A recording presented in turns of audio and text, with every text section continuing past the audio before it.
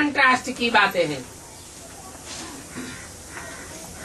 अभी तुम समझते हो कि हम आए हैं झोली भरने, किससे? शिव बाबा से। कल्प कल्प हम बाप के पास आकर के धनवान बनने आते हैं, और बाप भी आते हैं ड्रामा प्लान अनुसार, हमारे बुलाने से नहीं आते हैं। हम उनको पुकारे या न पुकारे, जब उनको आना है तो आना ही है।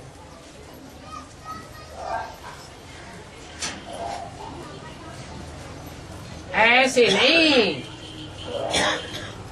कि हमारे ऊपर दुख पड़ता है, तकलीफ होती है, हम पुकारते हैं तो वो आते हैं। ये पॉइंट्स बहुत अच्छी समझाने की है।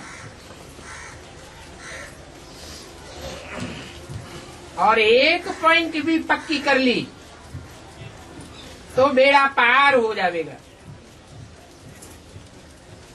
बेहद के बाप को याद करो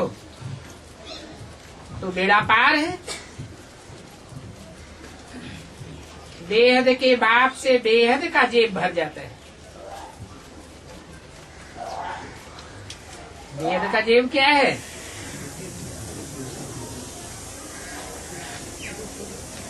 ज्ञान से, बाप की याद से,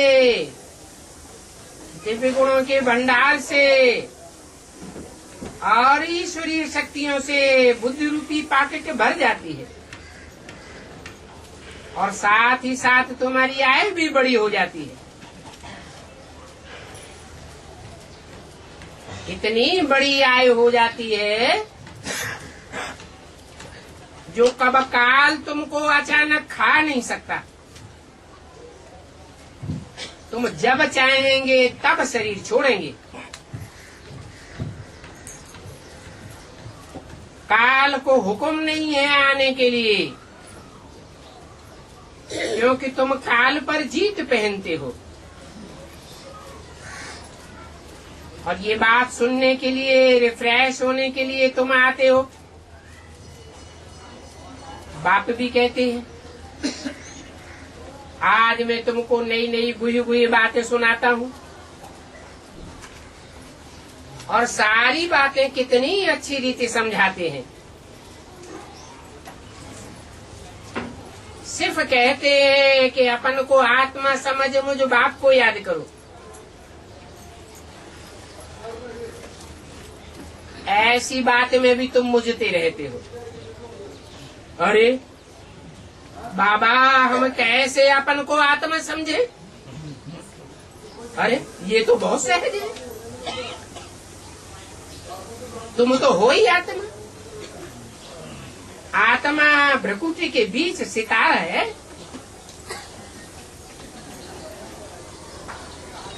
सितारे को याद नहीं कर सकते हो? जैसे तुम आत्मा सितारा हो, वैसे बाप भी सितारा है। हाँ, बाप को परमात्मा कहा जाता है। कैसी आत्मा? परम पाटधारी कहा जाता है। बाकी फर्क कोई नहीं है। अलफ को जाना और बाप को जाना। ये नहीं कहा कि बिंदी या नुक्ते को जाना तो बाप को जाना। बिंदी या नुक्ता ये परम पाटधारी नहीं कहा जाता। अगर वो मुकर्ररत में प्रवेश न करे, अलफ में न आवे, और अलफ कहा ही जाता है खड़े रहने वाले को। पड़े हुए डंडे को बे कहा जाता है। इसलिए भक्ति मार्ग में भी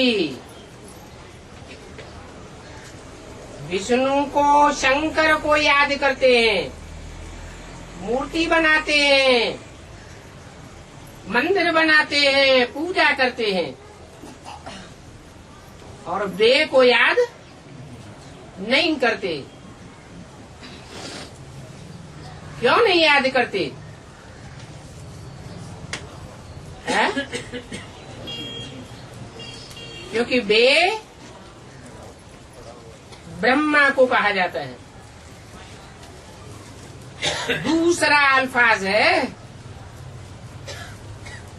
वैसे भी नंबर 2 को अच्छा नहीं माना जाता।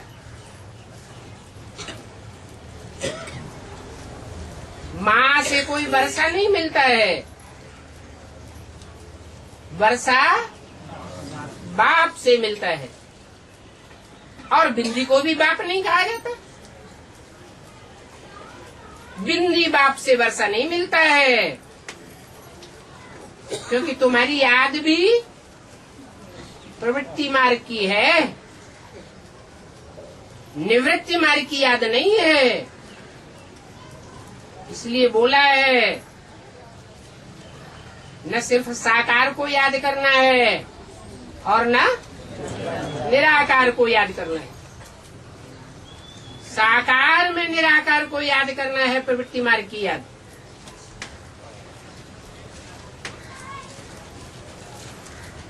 बाप चक्र का राज ऐसे ऐसे समझाते हैं। गायन भी है, उपजाएं, ढीलनिया, वो भी स्वर्ग की मालिक बन जाती हैं। उपजा किसको कहा जाता है? जिनकी रीढ़ की हड्डी ही टूट गई हो। ज्ञान मार्ग में जो ज्ञान में चलने वाले हैं, उनकी रीढ़ की हड्डी कौन है? बाप दादा ही बैकबोन है। और बैकबोन बाप दादा ही जिनकी बुद्धि से टूट गया, तो समझो रीढ़ की हड्डी ही टूट गई। फिर ऐसे नहीं है कि उन वंचित आत्माओं को बाप उठाते नहीं है। नहीं, ऐसी कुब्जाओं के लिए भी ज्ञान है कि उनको भी सीधा कर दिया ज्ञान मार्ग में चलने के लिए। और बिलनी किसको कहा जाता है? बिलनी शूद्राणी को कहा जाता है। शूद्रों ने कहा जाता है जो व्यभिचारी होते हैं। ऐसी व्यभिचारिणियों को भी बाप आकर के अपना लेते हैं। स्वर्ग का मालिक बनाई देते हैं। तुम जानते हो कि हम आए हैं ना स्वर्ग के मालिक बनने के लिए। और मधुवन का तो गायन है। यहाँ तुम आते ही हो बाप से खजाना लेने के लिए। तुम बच्चों को तो धन भी मिलता है और बेहद का धन मिलता है। ये बेहद का धन ऐसा है जो स्थूल धन इसी जन्म में बन जाएगा। तुम्हारे जैसा हद का और बेहद का साहूकार दुनिया में कोई भी नहीं होगा। सिर्फ एक जन्म के लिए ही नहीं, जन्म जन्मांतर के लिए तुम भरपूर बन जाते हो और काया भी निरोगी बन जाती है।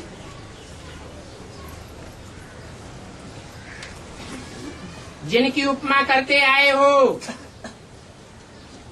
वो अभी तुम बनते हो।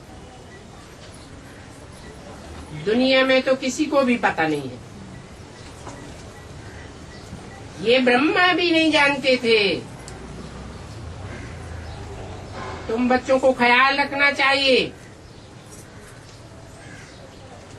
कि बाबा आकर के हमको विश्व का मालिक बनाते हैं।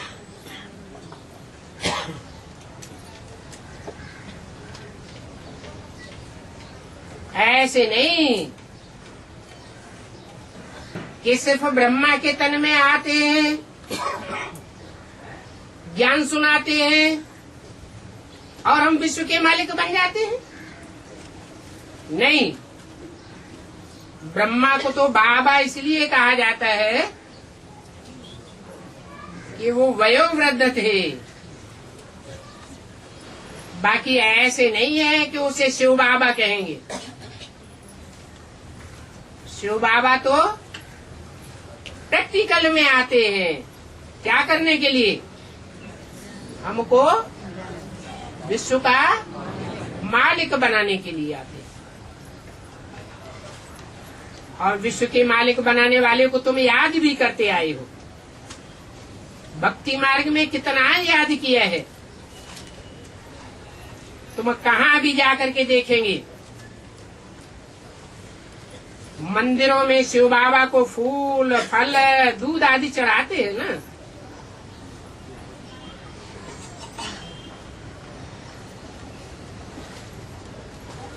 कहाँ की यादगार है? जरूर संगम युग में तुमने ये चैतन्य में कार्य किए हैं। लक्ष्मी नारायण के मंदिर कहेंगे,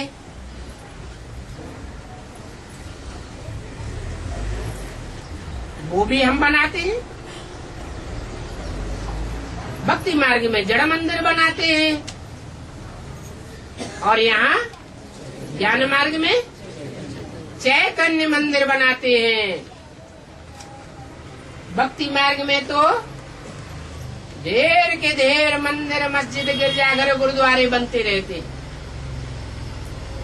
और ज्ञान मार्ग में तो हम ऐसा मंदिर बनाते हैं जो सारी दुनिया के बीच एक ही बड़ा मंदिर रह जाएगा और सब मंदिर, मस्जिद, गिरजाघर, गुरुद्वारे चलने लग पड़ेंगे। राम सीता के मंदिर में जावेंगे तो तुम अभी समझ जावेंगे ये नापास हुए हैं, इसलिए यह बने हैं। जो भी नापास होते हैं वो प्रारब्ध कहाँ पाते हैं? है? त्रेता युग की प्रारब्ध पाते हैं। तुम्हारी बुद्धि में ये बैठ गया है कि नंबरवार नापास तो सब होते हैं। ये भी जानते हो ये सारी दुनिया मिट्टी में मिल जाएगी।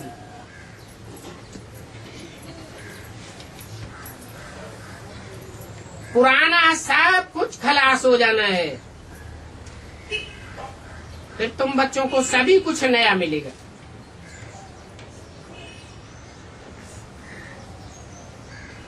यहाँ तो है ही पुरानी चीजें, तमो प्रधान।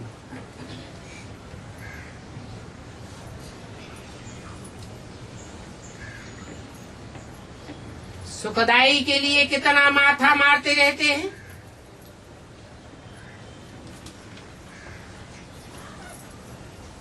नई दुनिया में तो सब कुछ सुखदाई होगा।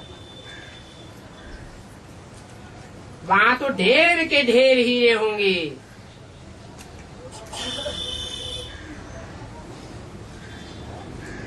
जड़ हीरों की बात है।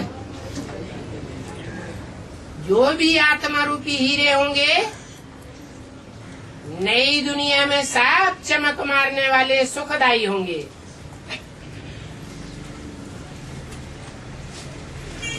तुम जानते हो बड़े बड़े राजाओं के महलों में बड़े बड़े हीरे रहते हैं।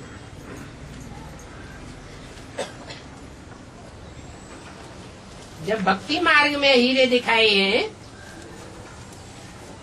वो कहाँ की यादगार है?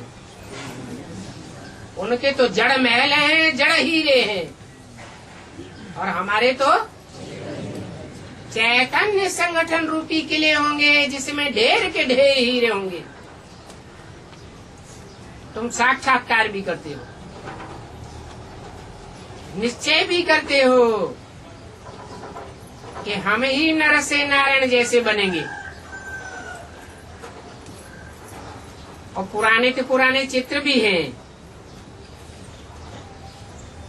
आजकल तो झूठे हीरे भी निकले हैं, देखने से एक जैसे लगते हैं, कोई समझ भी नहीं सकता कि सच्चे हैं या झूठे हैं। सच्चा और झूठा कोई भी नहीं समझ सकते। अभी ये तो युद्ध का मैदान है। कोई इस बात को समझते हैं कि ये हमारा युद्ध का मैदान है। माया हमको भरमाई देती है और बाप हमारी बुद्धि को ठिकाने लगाते हैं। कोई तो हीरे को हाथ में आकर के छोड़ देते हैं और बदले में कांच के रथा उठाए लेते हैं। अब कांच के रथ तो दुखी ही देंगे ना।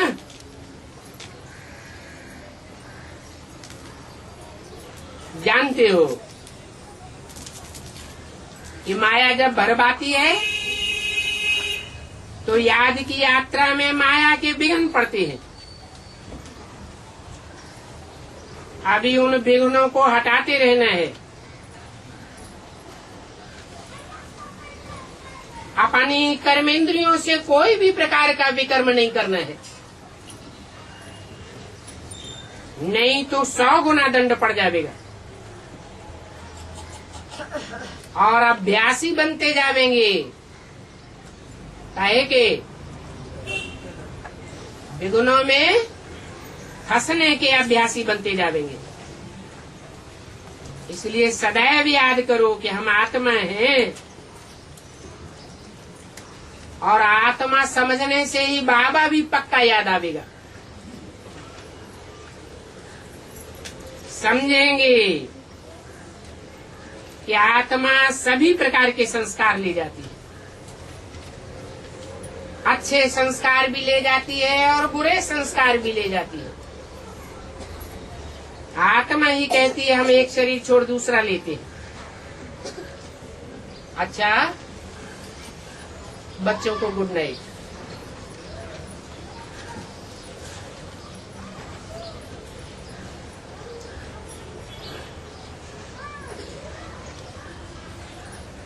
आज का प्रातः क्लास है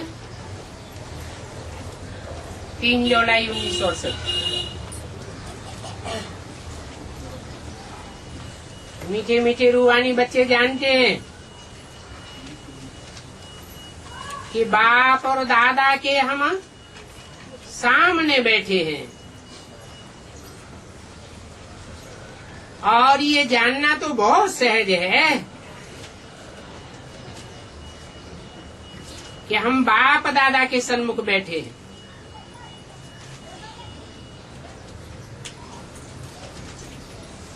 बाप दादा के मुकाबले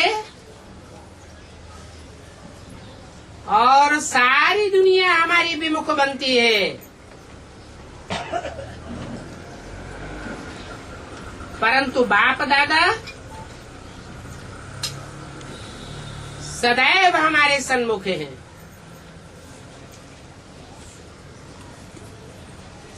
हमारे ऊपर भी निर्भर करता है कि हम कितने सन्मुख हैं और कितने विमुख हैं।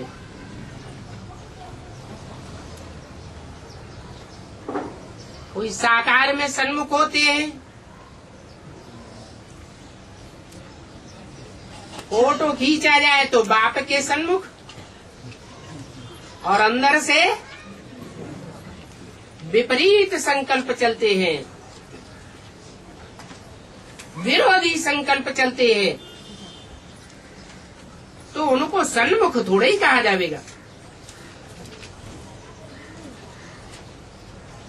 थोड़े ही कहेंगे कि बाप से विश्व की बादशाही का वर्षा ले रहे हैं। जो बाप से विश्व की बादशाही का वर्षा ले रहे होंगे वो अनुभव करेंगे कि हमारी खुशी बढ़ती जाती है। बादशाही पाना हमारा जन्म सिद्ध अधिकार है।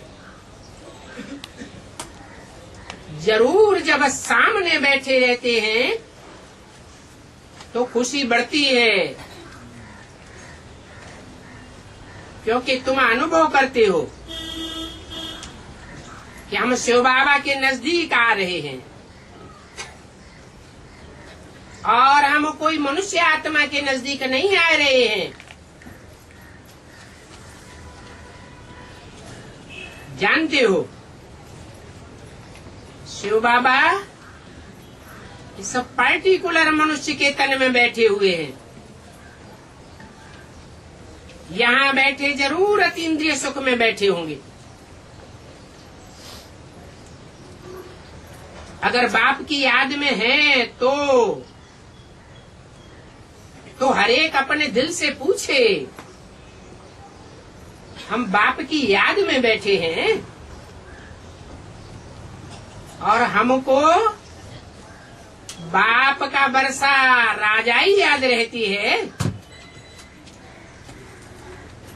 और तो कोई ऐसा सत्संग नहीं होता है जिसमें बच्चों को बाप और बाप का वर्षा याद रहे। यहाँ तो है ही बाप और बाप की बादशाही।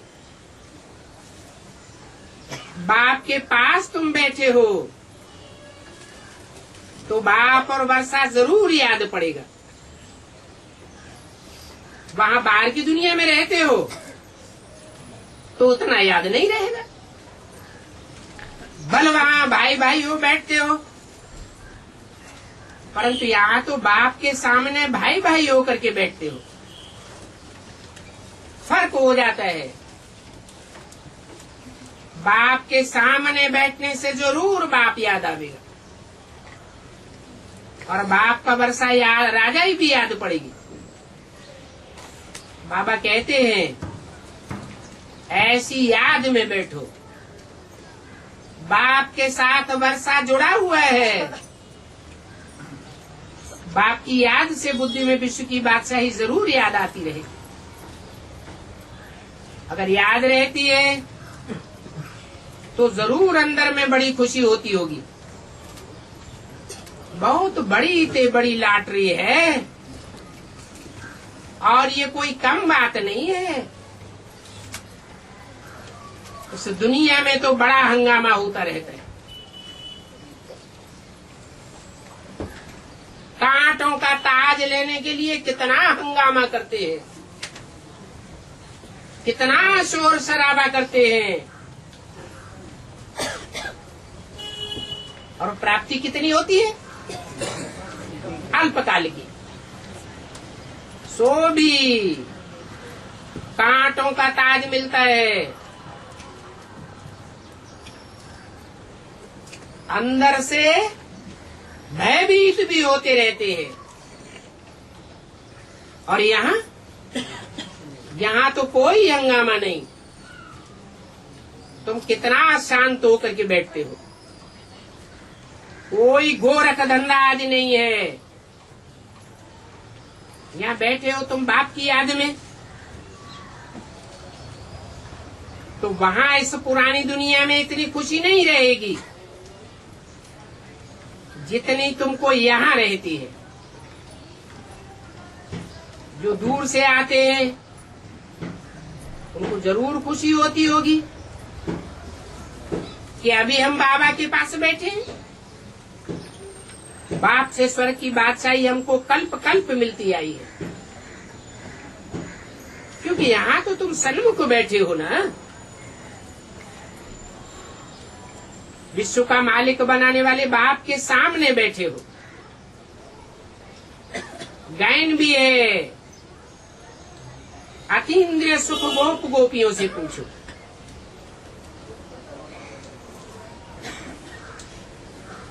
क्योंकि बेहद की राजाई देने वाले बेहद के बाप के सामने बैठे हो,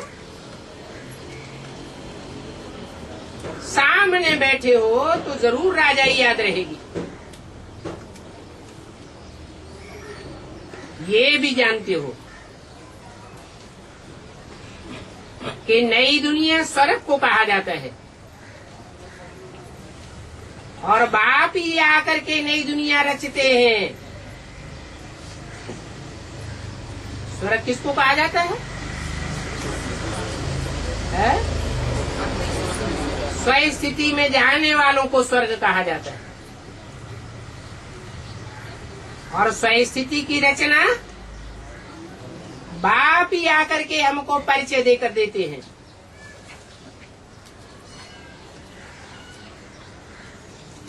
ये समझकर जरूर बच्चों को बाप याद आता है, खुशी भी होती है। अज्ञान काल में भी कोई बाप के पास पैसे जास्ती होते हैं, कोई के बाप के पास कम होते हैं। जिनके बाप के पास बहुत धन दौलत होती है तो उनको कितना नशा रहता है, ये तो तुम बच्चे जानते हो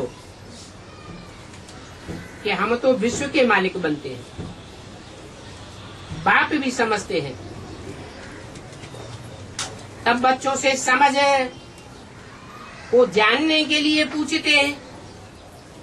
आगे भी समझाया था, अभी तो गायन है अतीन्द्रिय सुख गोप गोपियों से पूछो, अर्थात मेरे बच्चों से पूछो। बाकी बाहर वालों की बात नहीं है। गोप गोपियां माने ही तुम मेरे बच्चे। बच्चों से पूछते हैं, जब मुझे अपने बाप को तुम इसमें देखते हो तो कितनी खुशी होती है। यहाँ बैठो तो आंतरिक खुशी में होकर बैठो। यहाँ से बाहर में जाते हो तो फील करते हो बरोबर सन्मुख बैठने से बहुत खुशी होती है। बाहर जाने से जैसे खुशी एकदम बिगड़ जाती है, क्योंकि और तरफ बुद्धि का योग चला जाता है। क्यों चला जाता है?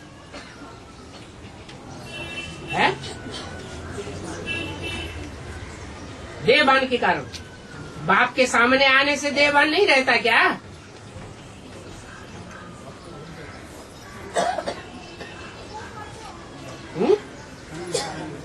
हाँ, मुख्य बात है संग का रंग। संग का रंग भी तब लगता है जब बाप साकार में आते हैं। कोई साकार का संग लेने के लिए तुम बच्चे नहीं आते हो।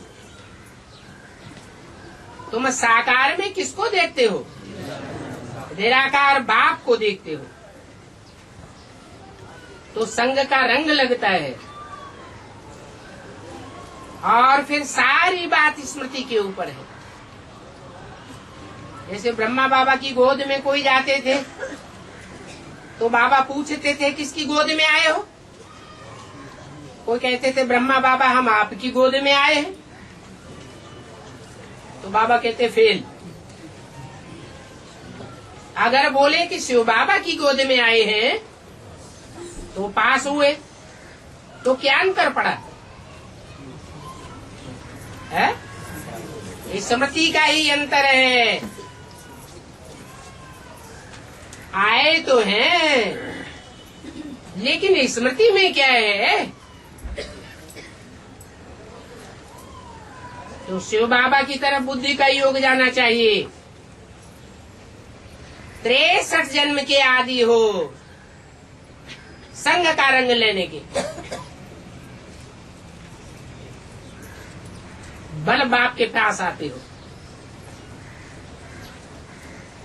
तो भी स्मृति में रहना चाहिए कि हम ऊंच से ऊंच बाप के पास आए हैं, और ये भी जानते हो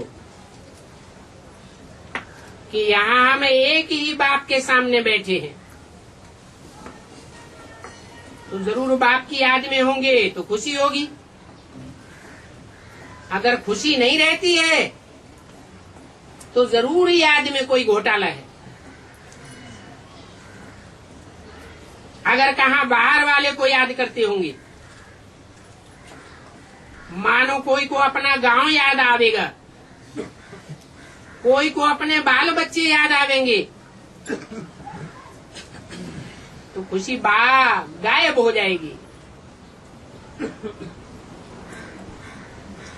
यहाँ तो है ही एक बाप, तो नरक से बुद्धि निकल जाती है।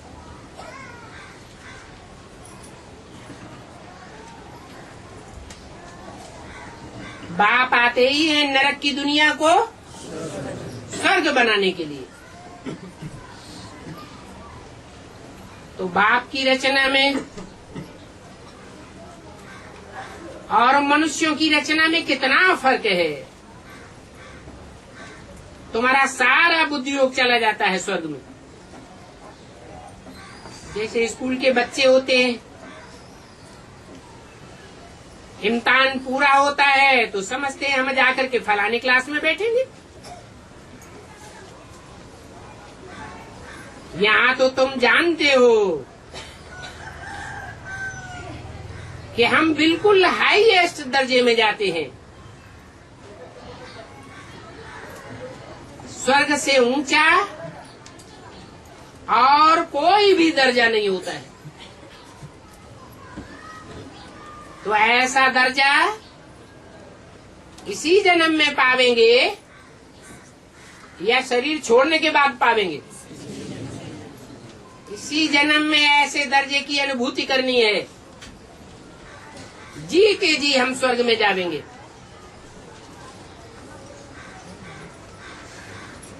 वहां दुख नहीं होगा, भले दुख की सीनरी दुनिया वाले महसूस करेंगे, लेकिन हमारी आत्मा महसूस नहीं करेगी।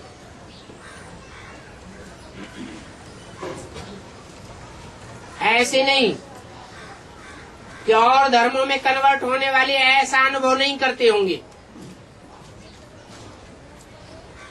नहीं। और धर्मों में कन्वर्ट होने वाली जो विशेष आत्माएं हैं, अगर अच्छी पढ़ाई पढ़ती है तो वो भी इस नरक की दुनिया में स्वर्ग का अनुभव करेंगी। इसलिए उनके शास्त्रों में भी पैराडाइज या जन्नत की मान्यता है। अगर उन्होंने ऐसा पैराडाइज या जन्नत नहीं भोगा होता तो शास्त्रों में क्यों ऐसी बात लिखी हुई है?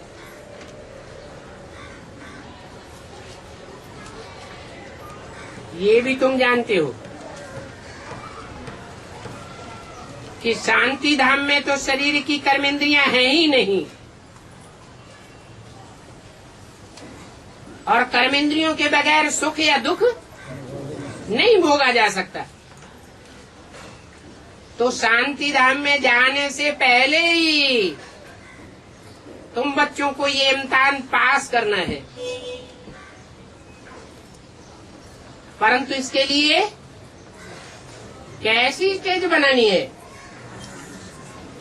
निराकारी, निर्विकारी, निरहंकारी स्टेज यहाँ ही बनानी पड़े। जैसे बाप के लिए भी बोला है कि बाप साकार से आकारी बना, आकारी से निराकारी, फिर साकारी बनेगा। तो जो बाप के लिए वो बच्चों के लिए। बाकी वहां ऊपर में तो है शांति धाम, वहां तो तुम चुप रहते हो। यहाँ भक्ति मार्ग में बुद्धि कितनी भटकती है, और बाप आकर के भटकने से निकालते हैं। तो जब बाप की मुरली सुनते हो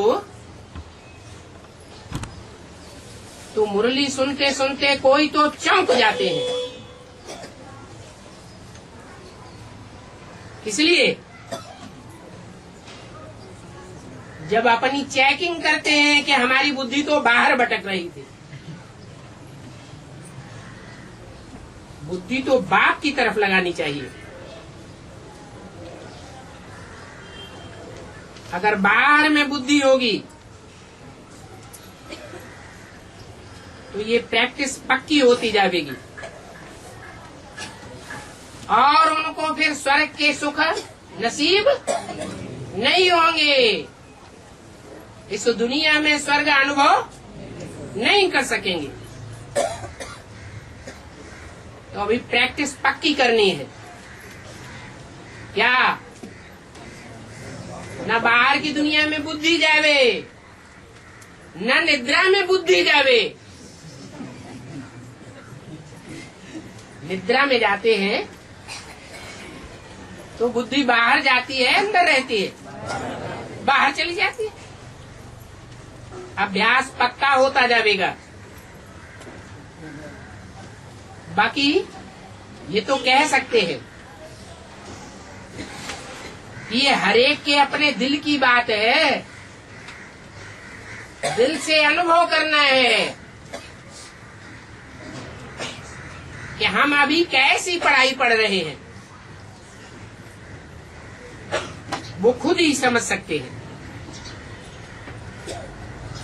ऐसे भी नहीं है कि बाप कोई अंतर्यामी है और बाप से पूछे, बाबा आप बताओ हमारी बुद्धि कहाँ है। बाप कहते मैं तो अंतर्यामी नहीं हूँ, मुझे एक एक के दिल की जानने की जरूरत नहीं है। ये तो हरेक खुद ही अपने से पूछे। बाकी इतना पक्का है कि यहाँ कोई का झूठ छिप नहीं सकता है। कोई कितना भी छिपाना चाहे, लेकिन कोई का पुरुषार्थ छुपा हुआ नहीं रहेगा। ऐसी बहुत बच्चियां हैं जिनका बुद्धि योग कहाँ न कहाँ बाहर भटकता रहता है, क्योंकि बुद्धि को धक्का खाने की ढेर जगहें हैं।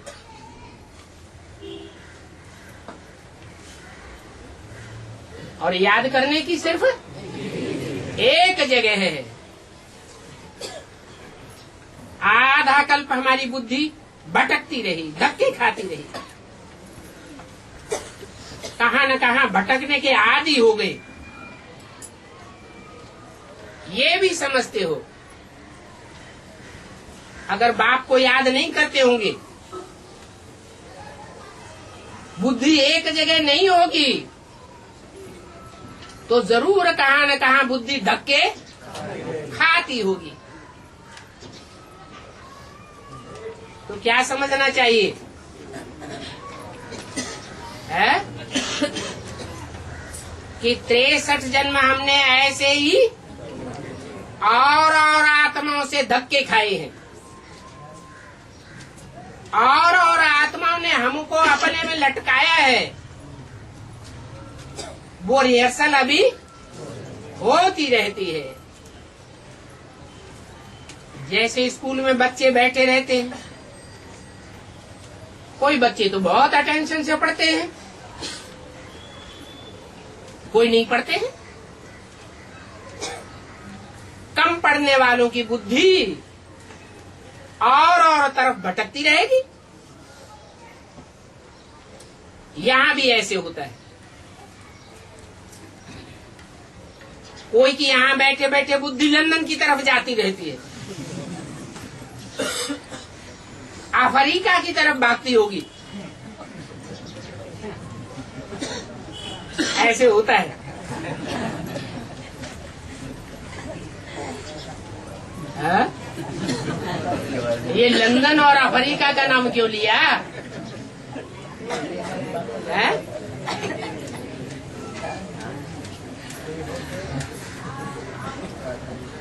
ऐसे होता है, प्रैक्टिकल में ऐसे होता है। भक्ति मार्ग में भी कोई बैठे बैठे रामायण पढ़ते हैं तो सुनने वाले को देखते हैं ये तो तबाही होकर के बैठा है।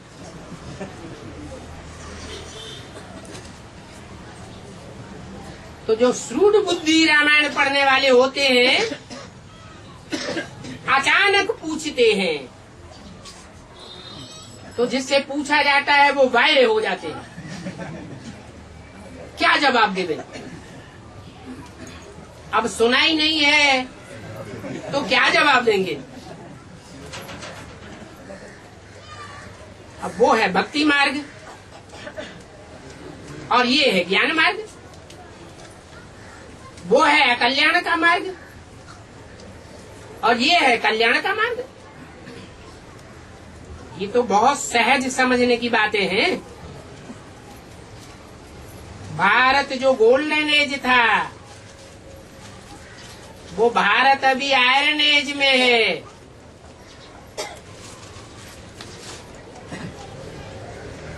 तो फिर बाप को याद करने से अभी गोल्डन एज में जाते हो, ये भी जानते हो कि बाप हर 5-4 वर्ष बाद आते ही रहते हैं आयरन एज को गोल्डन एज बनाने के लिए। तो जिनको आयरन एज से फर्स्ट क्लास गोल्डन एज में जाना होगा वो कभी भी पढ़ाई को मिस नहीं करेंगे। 1-2 मिनट भी फर्क नहीं पड़ना चाहिए। तुमको पति से पावन बनाने के लिए बिल्कुल एक्यूरेट टाइम पर आता हूं कि 1-2 मिनट का फर्क पड़ता है। 1 सेकंड की भी देरी नहीं करता हूं। ड्रामा में फर्क पड़ ही नहीं सकता। तो बाप समझाते रहते हैं मीठे मीठे बच्चे अभी स्वदर्शन चक्रधारी भव।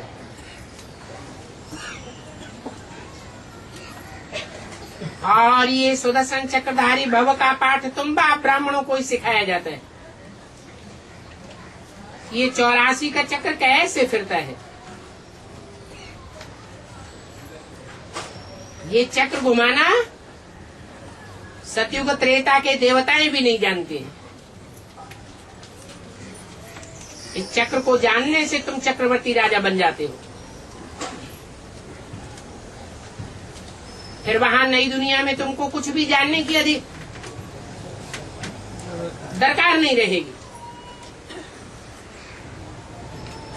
वहां तो होता ही है सुखधाम। अभी तुम बच्चे समझते हो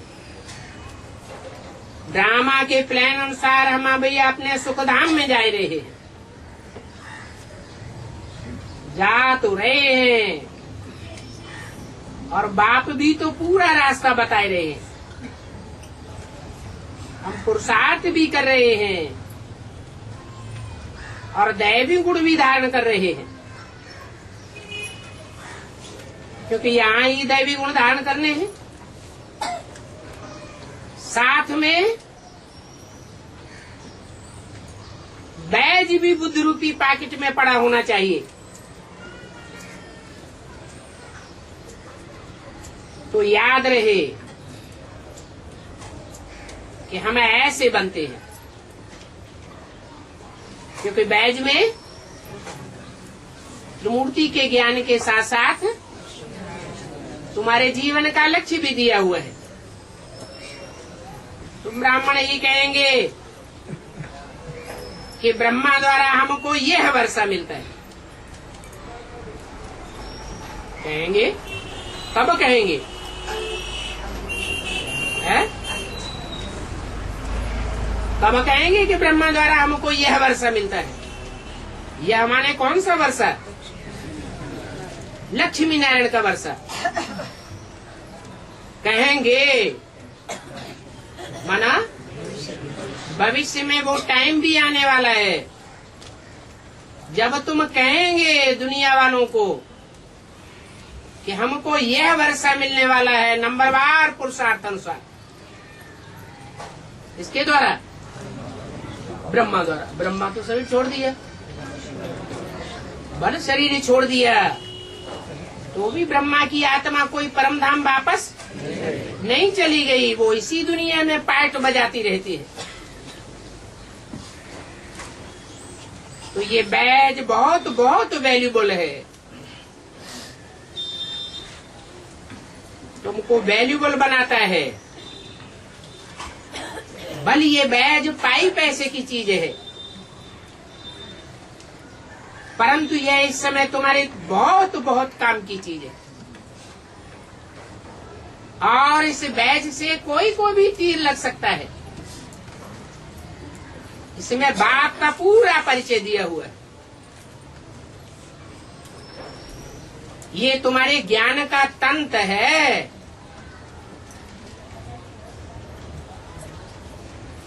और बिल्कुल क्लियर है। शिव बाबा ब्रह्मा द्वारा विष्णुपुरी का मालिक बनाते हैं। पहले शांति धाम सुखधाम जावेंगे। बच्चे त्रिमूर्ति बनाते हैं, परंतु उस त्रिमूर्ति में गड़बड़ क्या किया है? त्रिमूर्ति में शिव का चित्र रखते ही नहीं है। क्यों नहीं रखते हैं? अरे शिव का चित्र नहीं रखते? शिव का चित्र होता है?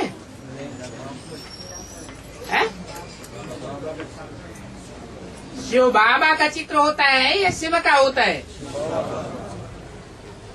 तो क्या कहना चाहिए? शिव बाबा का चित्र त्रिमूर्ति में होना चाहिए या नहीं? होना चाहिए, परंतु बच्चे रखते नहीं हैं।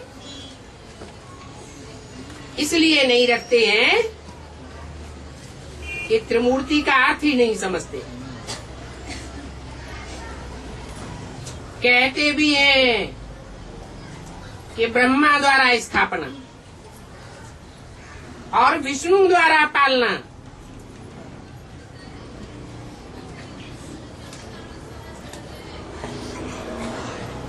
अभी तुम अर्थ को समझते हो। बाप हमको ब्रह्मा द्वारा विष्णुपुरी का मालिक बनाए रहे हैं।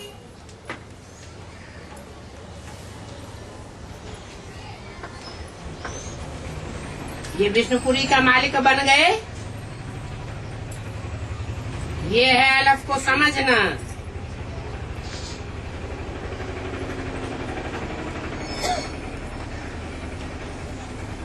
कौन सी मूर्ति में? ब्रह्मा भी समाया हुआ है, विष्णु भी समाया हुआ है, और हर हर बम बम की यादगार भी समाई हुई है।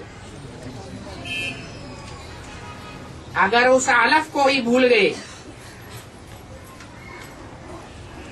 तो अलफ के बगैर बाकी सारी भाषा लिख नहीं सकते। ए अर्थात अलफ,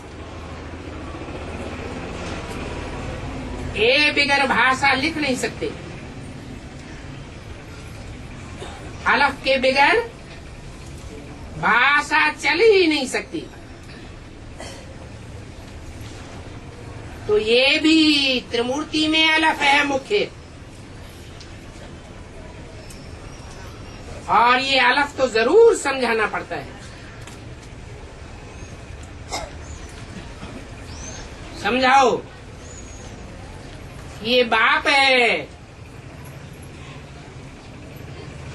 ये कोई गुरु गुसाई नहीं है, ये हमारा बाप है। और सिर्फ हमारा या ब्रह्मा कुमार कुमारियों का बाप नहीं है, सारी दुनिया का एक ही बाप है। बाबा इसमें प्रवेश करते हैं। ओम शांति।